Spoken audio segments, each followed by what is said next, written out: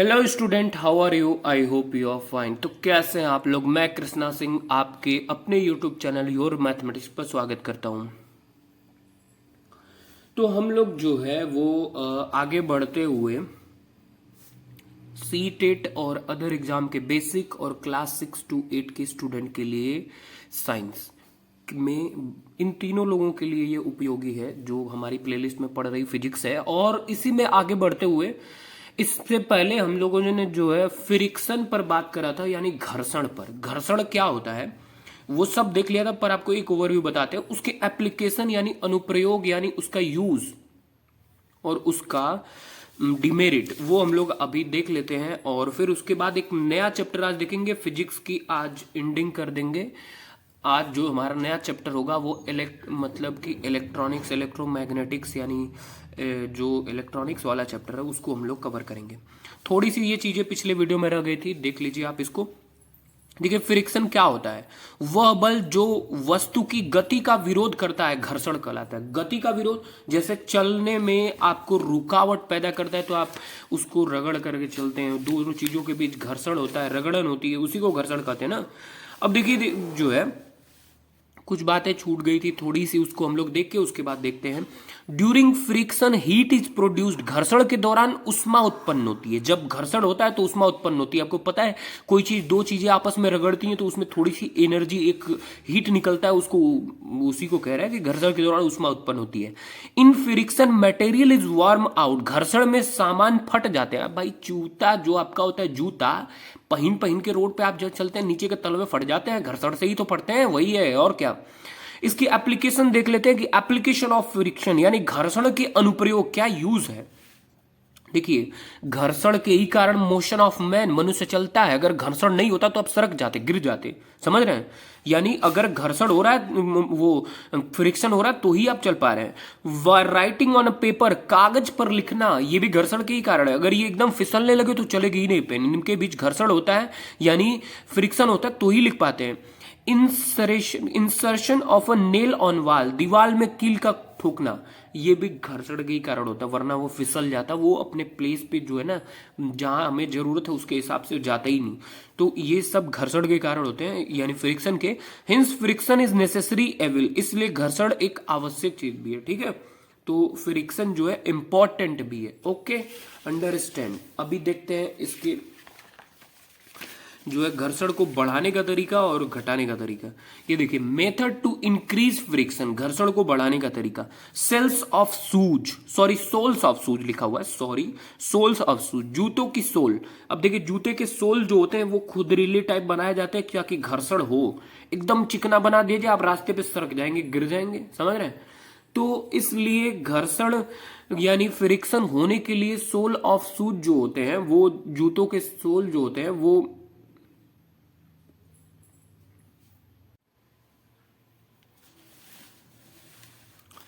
देखिए ट्रीडेड of tyres of vehicle, यानी जो गाड़ियों के व्हीकल के टायर होते हैं उसमें फ्रिक्शन लगता है, क्योंकि उनमें देखा होगा आपने गोटी टाइप बना होता है, मतलब उनमें वो खुरदरापन होता है, जितना उतना ज्यादा जो है वो इंक्रीज करेगा उसका घर्षण।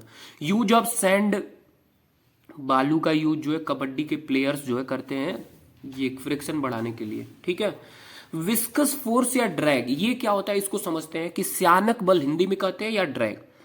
देखिए द्रव में यानी लिक्विड में जो फ्रिक्शन होता है ना उसको हम लोग विस्कस फोर्स या ड्रैग कहते हैं। The frictional force in liquid is known as viscous force या ड्रैग।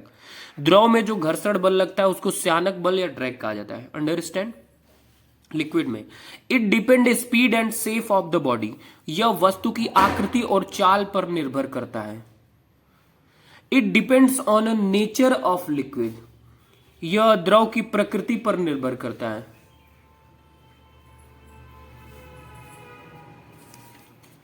तो आई होप आप ये घर्षण समझ गए होंगे, इनके कुछ बढ़ाने के तरीके और कुछ बेसिक्स जो है आपको समझ में आ गया होगा। अब हम लोग एक नया चैप्टर शुरू करने जा रहे हैं, इलेक्ट्रिसिटी एंड मैग्नेटिज्म। आज फिजिक्स की एंड कर देंगे और आप अगर ध्यान से चीजों को देखेंगे तो सब आपको बहुत ही बेहतर तरीके से समझ में भी आएगा। कंसंट्रेट होकर चीजों को देखिए, जो चीजें नहीं समझ में आती उसको दोबारा देख सकते हैं आप। आपके वीडियो तो इस पर पड़ी ही है। तो देखते हैं हम लोग जो है आज का नया chapter, electricity and magnetism. Electricity और मैग्नेटिज्म जो है आपका, इनके लिए कुछ छोटे छोटे टर्म है जो है, और इसको हम लोग समझते हैं कि सेल, एक टर्म है सेल। सेल क्या होता है? A device which converts chemical energy into electrical energy is known as cell. यानी सेल एक यंत्र है, एक जो है मतलब ऐसा यंत्र है, वह यंत्र जो रासायनिक ऊर्जा को विद्युत ऊर्जा में बदल देता है, सेल कहलाता है। अरे आपने सेल देखा होगा जनरली आपके घर में, जो मतलब कि लाइट वगैरह में पहले यूज किया जाता था, अभी भी होता है, और घड़ियों में भी यूज होता है। तो वो क्या होता है, आप देखेंगे ऐसे लिक्विड, अरे मतलब केमिकल उसमें भरे होते हैं, और वो कैसे डायरेक्ट काम करता है, इलेक्ट्रिकल एनर्जी की तरह काम करता है, तभी तो चलता है चीजें, लाइट जलती हैं ये वो। तो वो केमिकल एनर्जी को जो है वो इलेक्ट्रिकल एनर्जी में कन्वर्ट कर दे, उसको सेल कहते हैं। बट अब जब आप ये जो चीजें कॉपी पर पढ़ते हैं ना, तो उसके एक सेफ बनाया गया है इस तरीके का। अभी आपको हम दिखाते हैं सारे, इस तरीके का होता है। देखिए इस तरह से ये सेल का जो है सिंबल है, और जो छोटा वाला होता है आपका, इसमें जो छोटा वाला होता है इसको माइनस सिंबल दिया गया और बड़े वाले को प्लस। ये जो है पढ़ने के लिए बनाया गया है फिजिक्स में, ठीक है। तो it has a two terminal, ये दो टर्मिनल लगते हैं, positive and negative. Combination of a cell is known as battery, यानी सेल का जब कॉम्बिनेशन हो जाता है तो उसको हम लोग बैटरी कहते हैं। अब इसके सिंबल थोड़ा देख लेते हैं, ये सिंबल वेरी वेरी इंपॉर्टेंट है। आपको डायरेक्ट अगर ऐसे मिलते हैं तो आपको समझ में आ जाना चाहिए कि ये है। देखिए एप्लियंसेस, उपकरण। सेल का आपका मैंने कहा ना, देखिए इस तरीके से बड़ा बना होगा जो, और छोटा बने होंगे ये सिंबल। तो बड़ा वाला आपका प्लस साइन का होता है, छोटा वाला माइनस साइन का होता है। इनका कॉम्बिनेशन कर दिया जाए तो ये बैटरी हो जाता है। ये इलेक्ट्रिक बल्ब का सिंबल है। कहेंगे वो मास्टर जी ऐसा बल्ब तो हमने आज तक नहीं देखा इस डिजाइन का। मैंने कहा ये सिंबल है भाई, इसको फिजिक्स में सिंबल की तरह इसी तरह यूज करते हैं, ठीक है। और ये जो है जब ग्लो हो रहा होता है तो ये इस तरह से बल्ब आपको दिखाया गया। ओपन सर्किट, देखिए सर्किट जब ओपन हो तो इस तरह से, ओपन सर्किट में जो है ना करंट फ्लो नहीं होती है, क्लोज सर्किट में करंट फ्लो होती है। तो ये ओपन सर्किट आपको इस तरह से सिंबल में दिखाया जाएगा। क्लोज सर्किट देखिए यहाँ पे मेटेलिक कोई पार्ट, मेटल का पार्ट लगा करके इसको ऐसे कनेक्ट करा दिया जाता है, तो ये आपका क्लोज सर्किट हो जाता है। और इस तरह से सिंपली दिखाया जाए तो ये वायर होगा। तो अंडरस्टैंड आप समझ गए होंगे, ये थोड़ा सिंबल याद रखिएगा ताकि आपको चीजें सिंबलाइज्ड अगर मिलती हैं तो आप समझ जाएंगे, ठीक है। अब हम लोग समझते हैं कि इलेक्ट्रिक सर्किट, हिंदी में कहते हैं विद्युत परिपथ, ये क्या होता है? इलेक्ट्रिक सर्किट यानी विद्युत परिपथ। देखिए इस तरीके से आपका लगा हुआ, ये बल्ब है और आपके इस तरह से दो वायर आए हुए हैं, और जो यहाँ पे एक बैटरी लगी हुई है, ठीक है। तो इस बैटरी को जो है आपको देखिए ध्यान से कि क्या लिखा है कि इलेक्ट्रिक सर्किट में जब ये बैटरी से करंट दी जा रही है तो बल्ब ग्लो हो रहा है। तो इलेक्ट्रिक सर्किट क्या होता है, इसको समझते हैं कि electric current always flow in A close path, विद्युत धारा हमेशा बंद रास्ते में बहती है, ठीक है। क्लोज पाथ में विद्युत धारा बहती है, और इसी के इस तरह के सिस्टम को हम लोग जो है इलेक्ट्रिक सर्किट कहते हैं। और ये कंडक्टर होता है, सुचालक होता है, ये बता चुके हैं, आपको पता भी होगा, जिसके अंदर करंट फ्लो होती हो, जो करंट अपने अंदर से बहने दे, गुजरने दे, उसको हम लोग जो है कंडक्टर यानी हिंदी में सुचालक कहते हैं। देखिए लिखा है। और एक बात और, एयर एंड डिस्टिल्ड वाटर, जो हवा होती है और जो प्योर शुद्ध पानी, जो आपने देखा होगा ना डिस्टिल्ड वाटर आता है, are poor conductor of electricity. वायु और आसूत जल विद्युत के अच्छे सुचालक नहीं होते हैं, यानी उनके अंदर करंट फ्लो नहीं होता है। जितना शुद्ध जल होगा उसके अंदर करंट फ्लो नहीं होगा। तो ये बातें याद रखिएगा। Electric circuit, I know, understand you, ठीक है। अब आगे बढ़ते हैं, हम लोग देखते हैं कि कंडक्टर क्या होता है, और इसके कुछ ऐसे कंडक्टर बेसिक देखेंगे। देखिए conductor, the substance, those substance which conduct electricity are known as conductor. वह पदार्थ जो विद्युत को अपने अंदर से गुजारते हैं सुचालक कहलाते हैं, ठीक है। यानी अपने अंदर से करंट को फ्लो होने देते हैं, वो आपके सुचालक कहे जाते हैं, कंडक्टर।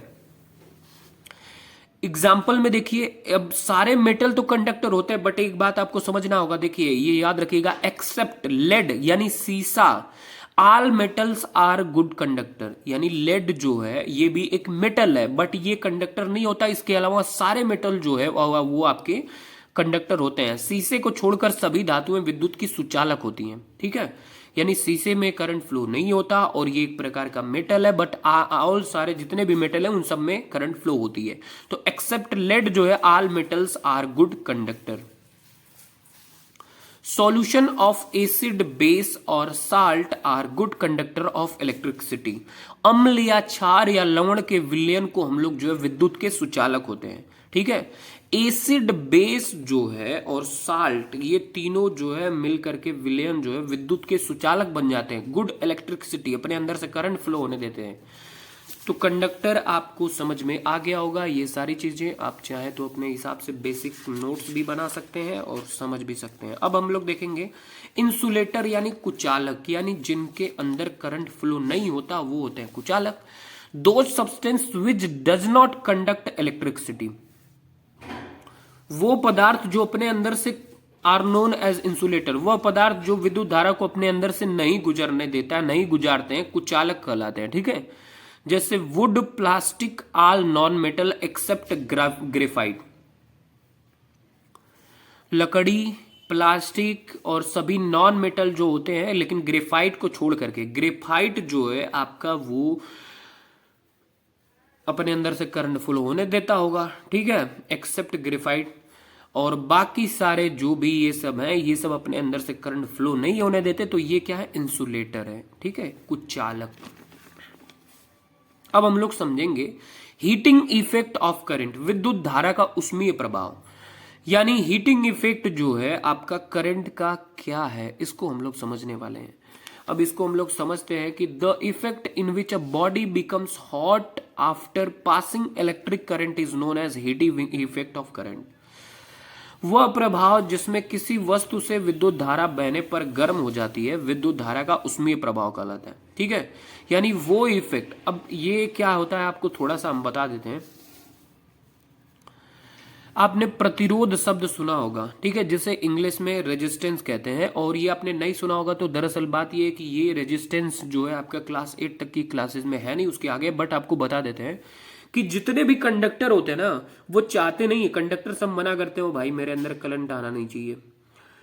तो ध्यान से बात समझिएगा, जितने भी कंडक्टर होते हैं यानी जितने भी सुचालक होते हैं जिनके अंदर करंट फ्लो होती है, पर वो चाहते नहीं है कि हमारे अंदर करंट फ्लो हो, मगर उनके न चाहने को भी रोक करके करंट फ्लो कराया जाना, तो थोड़ी सी बाधा उत्पन्न होगी, थोड़ा मतलब विरोध होगा, तो वही आपका प्रतिरोध होता है, यानी रेजिस्टेंस होता है। अंडरस्टैंड?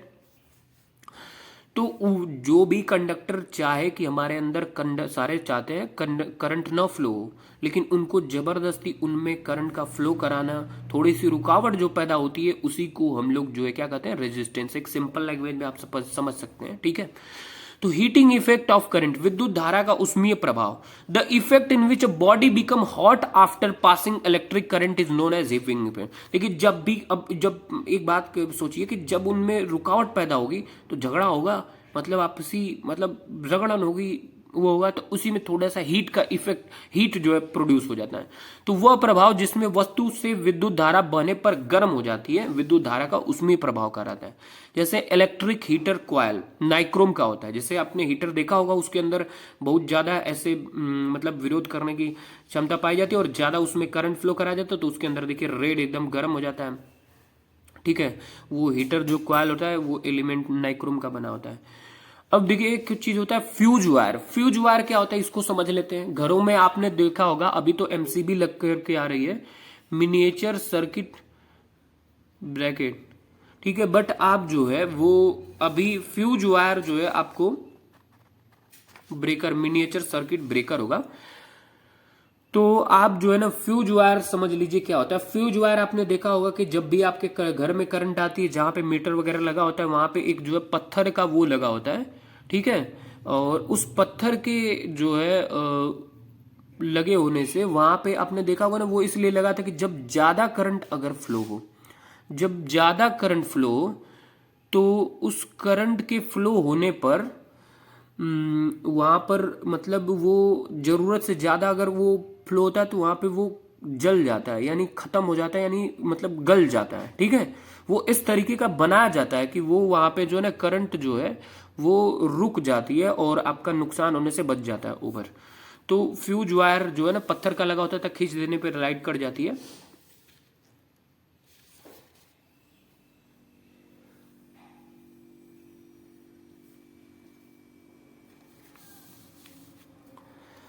फ्यूज वायर, फ्यूज तार क्या होता है? अ वायर विच मेल्ट्स, देखिए उसी के बारे में अब डिटेल बता रहा है कि when current flow through it beyond its limit is known as fuse wire. वह तार जिसमें से यदि एक सीमित मात्रा में अधिक विद्युत को गुजार दिया जाए तो वह पिघल जाता है और फ्यूज तार कहलाता है। यानी कोई एक, देखिए ध्यान से, वह एक प्रकार का ऐसा तार होता है, एक ऐसी मतलब दो तरफ से जोड़ करके, आपने देखा होगा ना ऐसे दो तरफ से जोड़ करके फ्यूज लगा होता है पत्थर वाला, ठीक है। तो वो जो है आपका एक ऐसा सिस्टम बनाया जाता है वहां पे कि एक वो तार जिसमें एक मतलब एक लिमिटेशन जो लाइट होती है उससे ज्यादा जब लाइट जाती है तो वो पिघल जाता है, ऐसा बनाया जाता है वो, और जिससे लाइट कट जाती है और आपके घर के नुकसान होने से बच जाते हैं। ये होता है फ्यूज वायर, फ्यूज तार। It has low melting point, इसका गलनांक जो है ना कम होता है, इसका गलनांक यानी कम, मतलब गलनांक मतलब समझ रहे हैं ना कि वो कम जो है, मतलब वो जितनी, जैसे ही करंट एक लिमिट से ज्यादा होगी वो तुरंत गल जाएगा, ठीक है। It is made up of tin and lead, ये टीन और लेड का बना होता है, ठीक है, टीन और लेड का बना होता है, और टीन आप समझ रहे होंगे, ठीक है। तो फ्यूज के बारे में इतनी बातें आपको समझ में आ गई होंगी, और हम लोग आगे बढ़ते हैं। अब बात करते हैं एमसीबी की। एमसीबी क्या होता है? Full form miniature circuit breaker, जो आजकल घरों में लगा है कि अगर एक करंट जो है ना वो मतलब ओवरफ्लो हो रही है ज्यादा, जरूरत से ज्यादा, तो वो तुरंत ऑटोमेटिक नीचे गिर जाता है और बंद हो जाती है लाइट। एलईडी क्या होता है? लाइट इमिटिंग डायोड, इसका फुल फॉर्म होता है, और एलईडी तो आपको पता ही है, हर घर में है। अब मैग्नेटिक इफेक्ट ऑफ करंट देखते हैं, ठीक है। अब मैग्नेटिक इफेक्ट देखते हैं, चुंबकीय प्रभाव, विद्युत धारा का चुंबकीय प्रभाव। If electric current is passed through a substance, then acts as a magnet. This effect is known as magnetic effect of current. देखिए किसी चीज के अंदर से अगर आप करंट फ्लो कराते हैं ना, तो वो उसका मैग्नेटिक इफेक्ट, उसके अंदर वो थोड़ा मैग्नेट की तरह काम करने लगता है, ठीक है, चुंबक की तरह। तो इसको जो है हम लोग मैग्नेटिक इफेक्ट ऑफ करंट कहते हैं। यदि किसी पदार्थ से विद्युत धारा को गुजारा जाए तो वह पदार्थ चुंबक की तरह कार्य करना शुरू कर देता है, जिसे विद्युत धारा का चुंबकीय प्रभाव कहा जाता है, ठीक है। तो अगर किसी भी पदार्थ से करंट फ्लो कराते हैं तो वो थोड़ा चुंबक की तरह काम करता है, इसी को हम लोग चुंबक का मतलब वो देखेंगे ना, अट्रैक्ट करने का काम और रिपेल करने का काम, ये सारी चीजें उसके अंदर क्वालिटी आ जाती है। तो इसको जो है अब आप थोड़ा सा तार के नजदीक जितना ही जाएंगे देखिए खींच लेगा तुरंत, है जितना पावर होगा उस हिसाब से खींचेगा, तो वही जो है आपका मैग्नेटिक इफेक्ट हो जाता है। इलेक्ट्रोमैग्नेट, अब इसके दो टाइप होते हैं, इलेक्ट्रोमैग्नेट और इलेक्ट्रिक बेल। ये क्या होता है इनको थोड़ा समझते हैं, देखिए ध्यान से। इलेक्ट्रोमैग्नेट यानी इलेक्ट्रिक के कारण जो मैग्नेट होता है उसे इलेक्ट्रोमैग्नेट कहते हैं, ठीक है। तो ये आप समझ लीजिएगा, बेसिक है, कोई दिक्कत नहीं है, इतना काफी है आपके लिए। देखिए जितना सिलेबस है उसी हिसाब से बताया जा रहा है, ये बड़ी क्लासेस में तो बहुत ही डिटेल पढ़ाया जाता है, ठीक है। कैरेक्टरिस्टिक ऑफ मैग्नेट, चुंबक के अभिलक्षण को हम लोग देखते हैं। Characteristic of freely suspended magnet give north south direction. आपको पता है कि चुंबक में दो डायरेक्शन होते हैं, नॉर्थ और साउथ। तो एक मुक्त निरंबित चुंबक उत्तर दक्षिण दिशा में को दर्शाती है, यानी मतलब अगर आप किसी फ्रीली जो है ना चुंबक को अगर आप लटका देंगे तो वो हमेशा घूम करके नॉर्थ या साउथ में जाएगा, ठीक है। अब magnet always have two pole, magnet जो है हमेशा दो पोल रखता है। एक चुंबक, उसे तोड़ देंगे, जैसे ही ये इतना बड़ा था इसको तोड़ दिया, तुरंत ये नॉर्थ साउथ फिर से बना लेगा, ठीक है। तो आई होप आप ये बातें समझ गए होंगे। अब मैग्नेट ऑलवेज हैव टू पोल, वो हमेशा दो पोल रखता है, एक नॉर्थ एक साउथ। नॉर्थ पोल यानी उत्तर ध्रुव, साउथ पोल यानी दक्षिण ध्रुव हिंदी में कहा जाता है। इस तरह का मैग्नेट जो आप देखेंगे ना, मैग्नेट आपने देखा होगा तो उसमें हमेशा दो पोल होते हैं। अगर आप नॉर्थ के साइड नॉर्थ को लेकर जाके चिपकाएंगे तो चिपकेगा ही नहीं, उसके बीच में देखिएगा बिना ऐसे चिपके ऐसे ऐसे होने लगेगा, गैपिंग बन जाएगी। और अगर आप नॉर्थ और साउथ को आप चिपकाते हैं तो चिपक जाएगा। तो अपोजिट जो पोल होते हैं वो चिपक जाते हैं, सेम पोल चिपकता नहीं है उसमें, हमेशा जब तोड़ देंगे तुरंत एक नॉर्थ साउथ बना लेगा वो। Same pole repel each other and opposite pole always attract each other. एक जैसे ध्रुव हमेशा प्रतिकर्षण करते हैं जबकि विपरीत ध्रुवों में आकर्षण होता है, ठीक है। अंडरस्टैंड कि एक जैसा ध्रुव जो है वो एक दूसरे को प्रतिकर्षण करता है, यानी दूर दूर करता है, नहीं वो नजदीक आने देता है, और अपोजिट पोल जो है एक दूसरे को अट्रैक्ट करते हैं। तो आई होप आप ये चीजें समझ गए होंगे, कैरेक्टरिस्टिक ऑफ मैग्नेट और भी चीजें आपको। अब हम लोग बात करते हैं डीमैग्नेटाइजेशन, अचुंबकीयकरण, यानी चुंबक के चुंबक वाली क्वालिटी को खत्म करना। ये कैसे होगा? Destroying the property of a magnet is known as demagnetisation. चुंबक के गुणधर्मों को खत्म करना अचुंबकीयकरण कहा जाता है, यानी वो चुंबक जैसा काम कर रहा है ना, ऐसा करे कि वो चुंबकीय गुण खत्म हो जाए उसका। ये कैसे होगा? मेथड ऑफ डीमैग्नेटाइजेशन, अचुंबकीकरण करने के तरीके। बीटिंग, पीटना शुरू करिए किसको? चुंबक। अरे मास्टर जी घाव लगेगी, खुद ही को चोट लग जाएगी। मैंने कहा भाई हाथ से नहीं मारने हैं। Beating a magnet continuously by hammer, चुंबक को हथौड़े की सहायता से लगातार पीटना शुरू करिए। ठीक है, चुंबक को हथौड़े से लगातार पीटना शुरू करिए, देखिए वो डीमैग्नेटाइज हो जाएगा। ड्रॉपिंग द मैग्नेट फ्रीक्वेंटली, चुंबक को बार बार गिरा करके भी जो है ना आप यहाँ पे ऐसे गिराते रहिए, वो आपका कई बार में जो है अपनी मैग्नेटिक प्रॉपर्टी खो देगा। अब 2 बार 3 बार करके देखे मास्टर जी, नहीं होता। अरे आप कई बार करे हो, 2-3 बार में नहीं होता। जितना बढ़िया चुंबक होगा उसकी क्वालिटी उतनी ज्यादा होगी, उतना ज्यादा बार गिराना पड़ेगा ना। By heating the magnet at very high temperature, चुंबक को बहुत अधिक तापमान पर गर्म करके भी जो है उसकी चुंबकीय क्वालिटी खत्म कर सकते हैं। By touching the like pole of a different magnet continuously, अलग अलग चुंबकों के समान ध्रुवों को लगातार छुआने से। ठीक है, अब जब ना अपोजिट साइड का जो पोल है उनको जबरदस्ती बार बार टच कराते रहिए, बस उसकी चुंबक की क्वालिटी जो है खत्म हो जानी है। और गर्म कर देंगे तब भी तनी सा नहीं, ज्यादा ज्यादा देर तक। चुंबक क्या होता है? 2 तरह के भैया होते हैं, नेचुरल चुंबक, प्राकृतिक चुंबक, आर्टिफिशियल चुंबक, आर्टिफिशियल मैग्नेट, कृत्रिम चुंबक। नेचुरल मैग्नेट यानी प्राकृतिक चुंबक क्या होता है? Load stone. ठीक है, लोड स्टोन या इलेक्ट्रोमैग्नेट को जो है हम लोग आर्टिफिशियल कहते हैं। Load stone, use of electromagnet. तो नेचुरल प्राकृतिक चुंबक को याद रखिएगा, लोड स्टोन जो है एक होता है, और आर्टिफिशियल जो है आपका electromagnet. Use of electromagnet in lifting heavy load, भारी से भारी भार को उठाने के लिए जो है इलेक्ट्रोमैग्नेट का यूज किया जाता है। और कभी कभी आई के लिए डॉक्टर भी यूज करते हैं इलेक्ट्रोमैग्नेट का। इलेक्ट्रोमैग्नेटिक वेव आपने सुना होगा ना, तो समझ रहे होंगे आप। ठीक है, तो आई होप आप ये बातें समझ रहे होंगे। अब हम लोग कुछ लास्ट में बढ़ रहे हैं और फिर समझते हैं कि इलेक्ट्रिक में chemical effect of electric current. Chemical effect of electric current, विद्युत धारा के रासायनिक प्रभाव। ओ भाई इसको समझते हैं कि रासायनिक रूप से यानी केमिकली कैसे इफेक्ट पड़ता है वो जो करंट का। तो if electric current is pass through a solution then chemical reaction take place, this is known as chemical effect of current, electric current. ध्यान से समझिएगा, जैसे सोना का पानी चढ़ाना वगैरह सुने होंगे ना कि किसी चीज पे सोने का पानी चढ़ा, ये इसी प्रोसेस से होता है। ध्यान से समझिए कि जब एक विलयन से विद्युत धारा प्रवाहित की जाती है तो उसमें रासायनिक अभिक्रियाएं होती हैं जिससे विद्युत धारा का रासायनिक प्रभाव कहते हैं। ठीक है, कोई केमिकल से जो करंट फ्लो कराई जाती है तो उसको जब आप एक विलयन से विद्युत धारा प्रवाहित करवाएंगे ना तो उसमें रासायनिक अभिक्रियाएं होंगी, तो जिससे हम लोग विद्युत धारा का रासायनिक प्रभाव कहते हैं। ओके, अब जैसे देखिए ये आपका एक बीकर लिया हुआ है, इस बीकर के अंदर आपका ये पानी है और ये जो है आपका ये एक रॉड है और ये एक रॉड है, और इनको जो है एक बैटरी या सेल से जो है जोड़ दिया गया है। ठीक है, और इनको जब जोड़ दिया गया तो ये देखिए मैंने कहा ना कि ये जो आपको बताया था अभी कि यहां पर आपको छोटा वाला देखिए यहां दिखा था ना,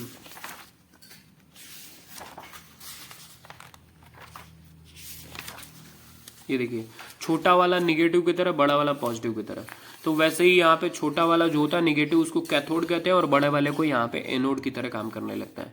पॉजिटिव टर्मिनल O2 जो है आपका होता है, O2 जो है आपका पॉजिटिव टर्मिनल और नेगेटिव टर्मिनल H2। अच्छा ये अब इसका मतलब क्या, मतलब समझ नहीं आया मास्टर जी। मैंने कहा अभी आगे बढ़ो और देखो समझ में। इलेक्ट्रोप्लेटिंग, विद्युत लेपन। The deposition of a layer desired metal on another metal with the help of electricity is known as electroplating।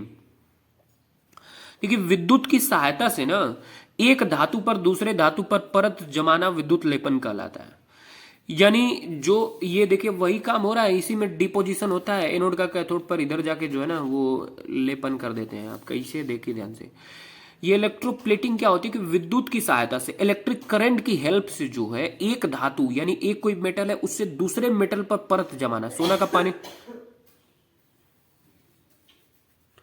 सोना का पानी चढ़ाना आपने सुना होगा ना, वैसे ही कुछ जो है कि एक धातु से दूसरे धातु पर परत जमाना जो है विद्युत लेपन कहलाता है, इलेक्ट्रोप्लेटिंग कहलाता है।